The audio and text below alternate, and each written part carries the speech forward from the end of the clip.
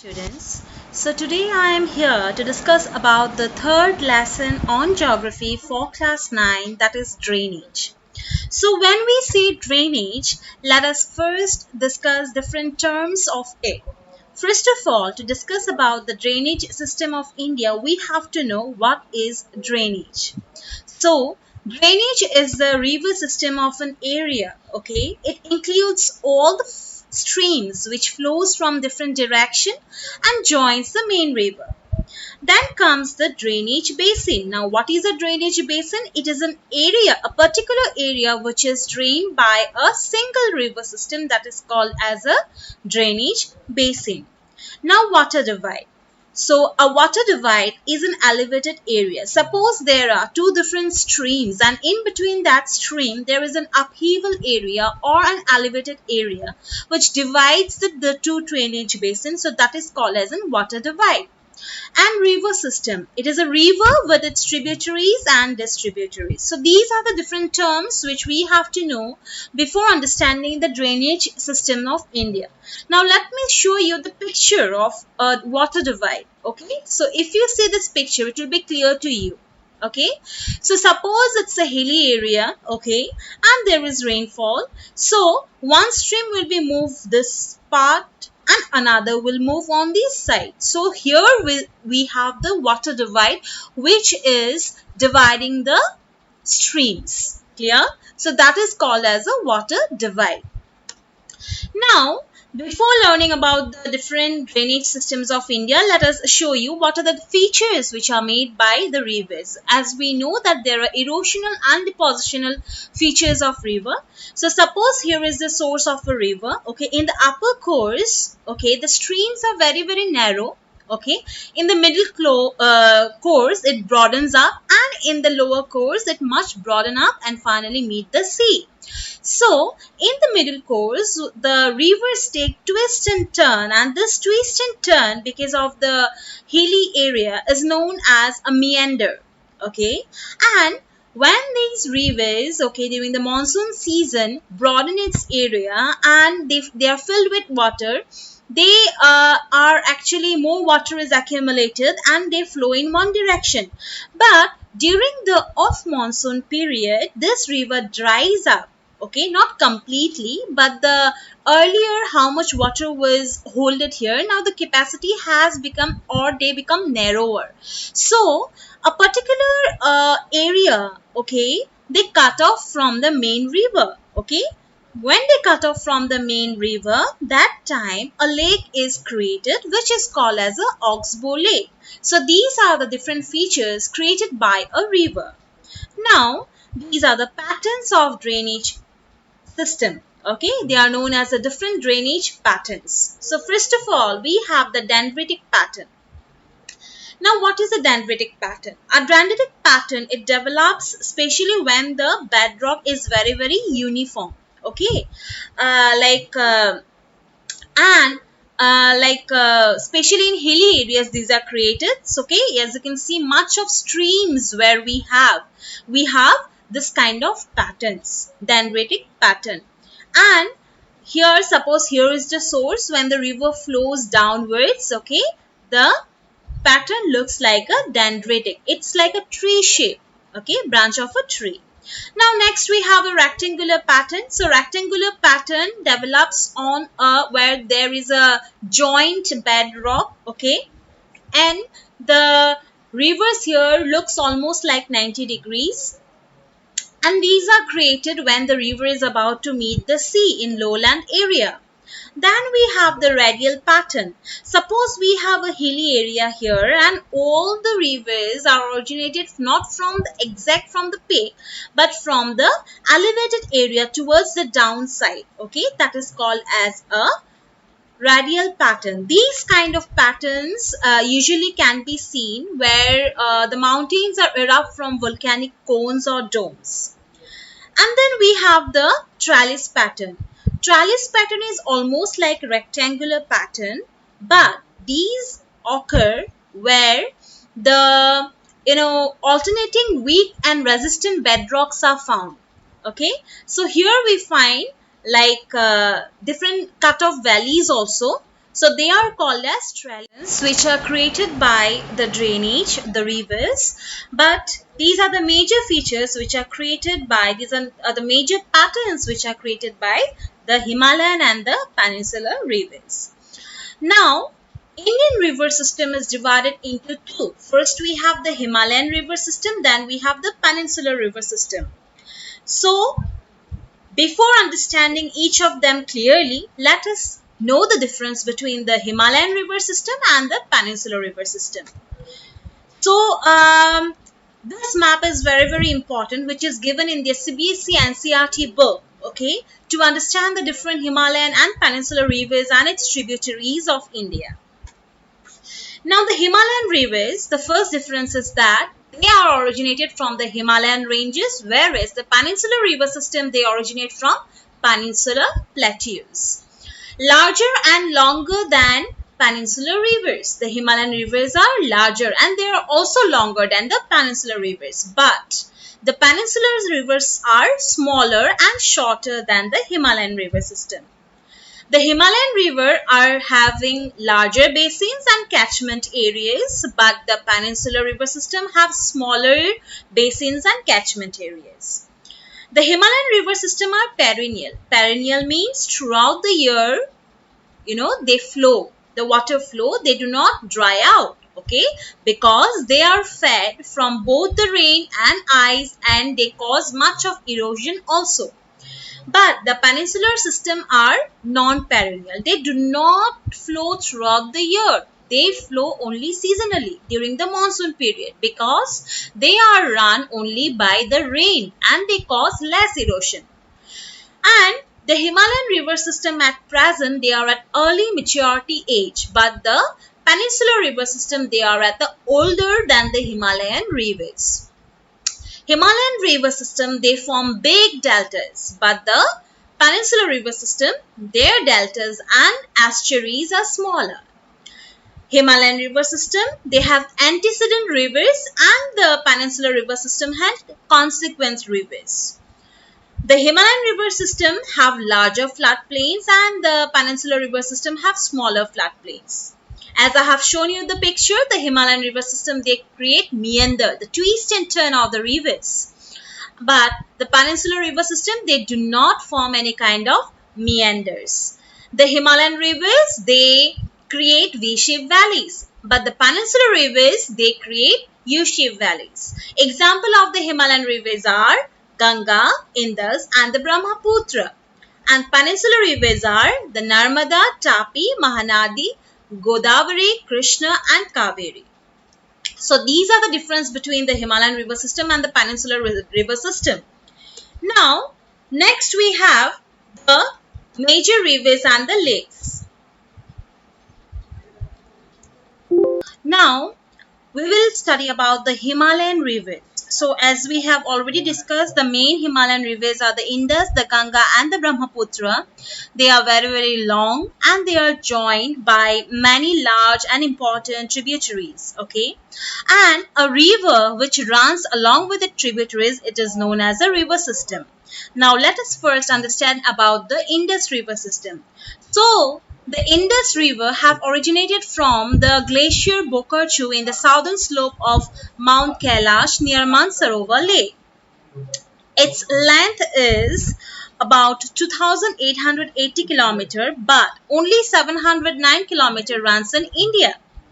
So, this particular river forms a beautiful picture, and many tributaries like the Jaskar, Nubra, Shyok, Hunza join at the Kashmir region. And the Indus, along with its tributaries, flows through the Baltistan and Gilgit, which forms the mountains at Attock.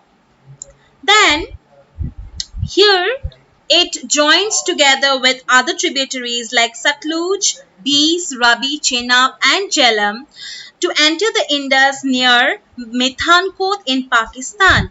After this, it moves southwards eventually, then it finally to the Arabian Sea, which is in the east of Karachi.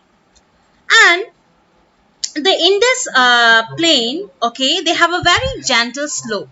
It's not very steep. It is very gentle.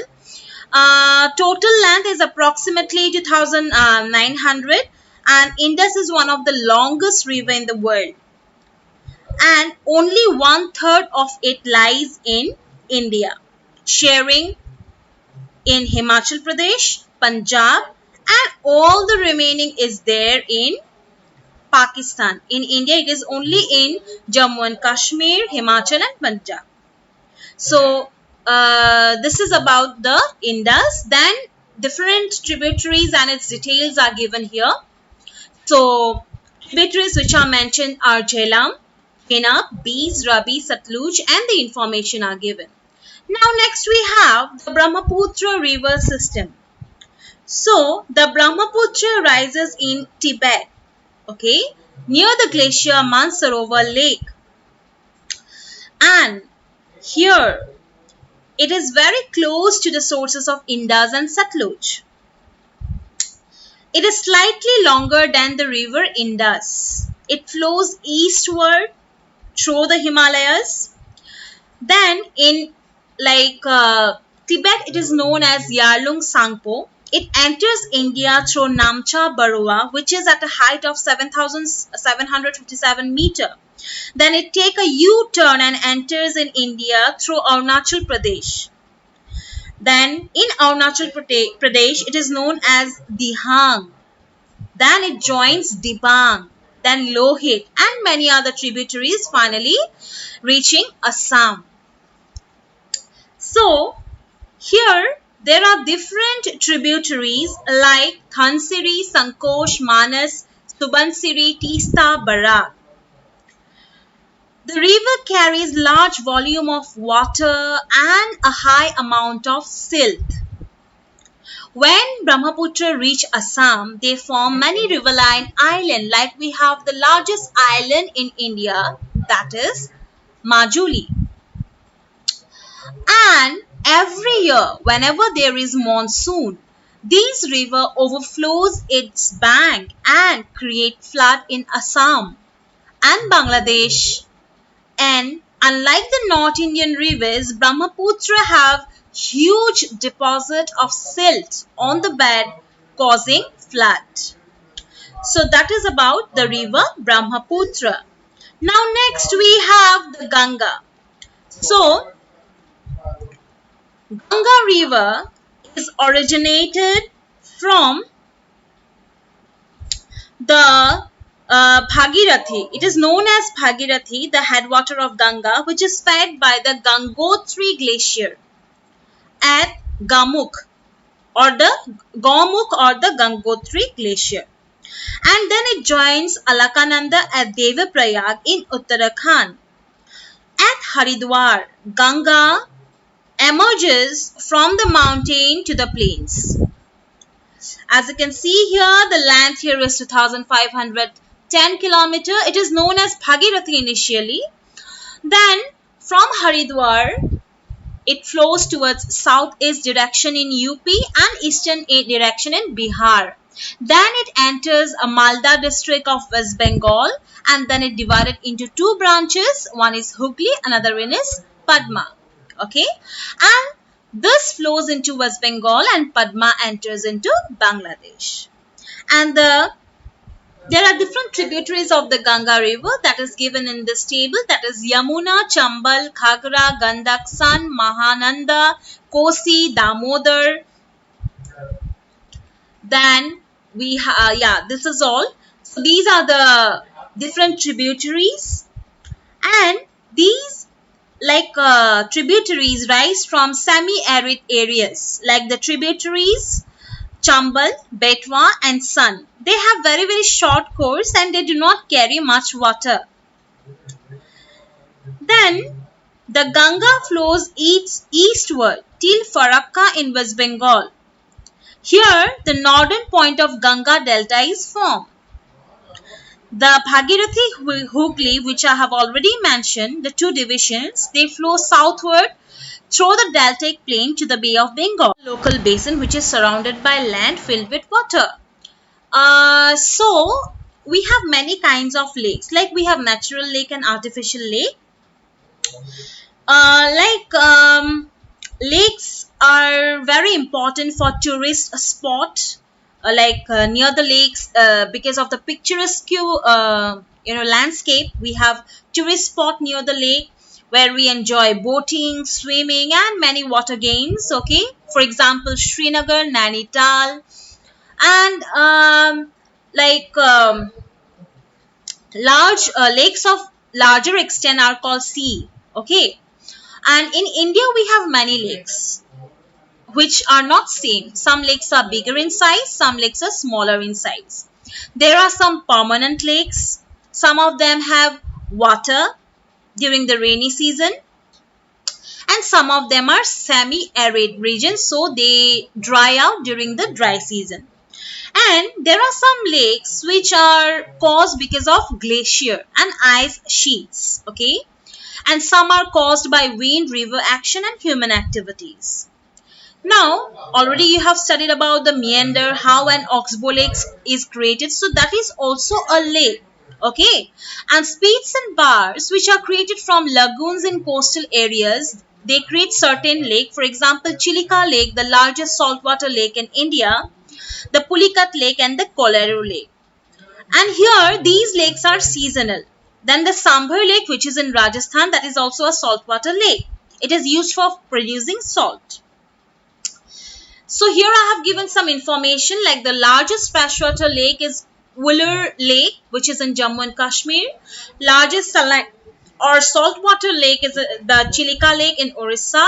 Lake at the highest elevation is Cholamu Lake, which is in Sikkim. Longest lake in India is Vembanad Lake, which is in Kerala. Largest artificial lake is the Govind Vallabh Pant Sagar in India, that is in Rehan Dam.